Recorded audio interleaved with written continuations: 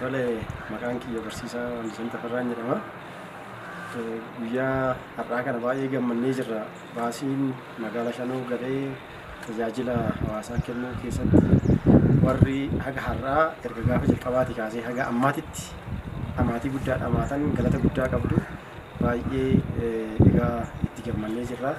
Hawaasni magaalaa kanaatis baga gammaddan warri amaatii hedduu yeroo baay'eedhaaf irra deddeebitanii iddoo hin dhuffiin galma gahiinsa tajaajila hawaasaa kanaaf warri amaatii gochaatii turtan egaa baay'ee galata guddaa qabdu jenna.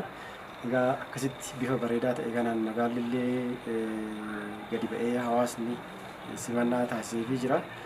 Egaa waan guddaa waan dhaloonni boruuf ta'an itti gammadu yookaan immoo itti tajaajilamuudha waan ta'eef baay'ee nutillee gammanneerra waan ta'eef kanumaan jedha galatooma.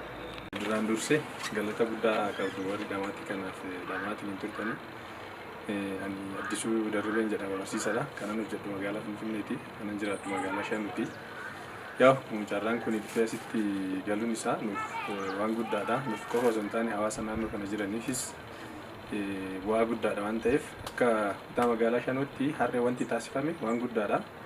Galata guddaa qabdu jecha hawaasni naannoo kana jirus qabeenya amma achi dhufe kana bifa gaariidhaan eegee akka inni uummata kana tajaajiluuf akka hawaasa tokkootitti waan gaarii hojjettaniif ni jirtu. Ammas haaluma kana itti fufuu qaban jedha. Kanatti aansuudhaan waajjira geejjibaa magaalaa Shanoo akkasumas bulchiinsa magaalaa Shanoo akkasumas immoo waajjira nageenya magaalaa Shanoo bifa kanaan baasii kana dhuftanii simachuu keessaniif maqaa guddaadhaan maqaa magaalaa Shanuutiin isin galateeffachuun barbaada. Kanuma yaadni nama qaba.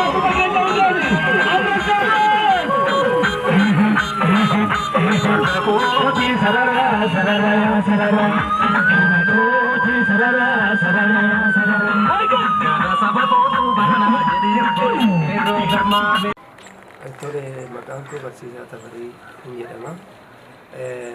Duraan dursee baasiin kun as galuudhaaf bulchiinsa magaalaa Shanoo fi akkasumas bulchiinsa geejjibaa baay'ee galataa qabnaa fi kanaan dura uummanni rakkoo geejjibaatiin baay'ee rakkatee ture jechuudha.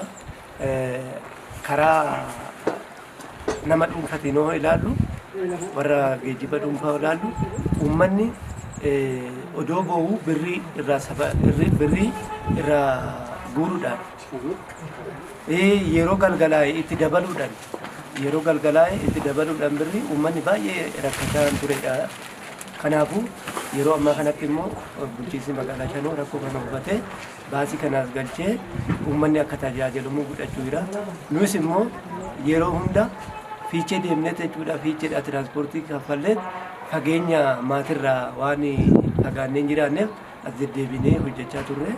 Amma immoo baasiin kun nu galee ittiin deddeebinee hojjechuudhaaf baay'ee itti gammannee jira. Yaadannee qabna.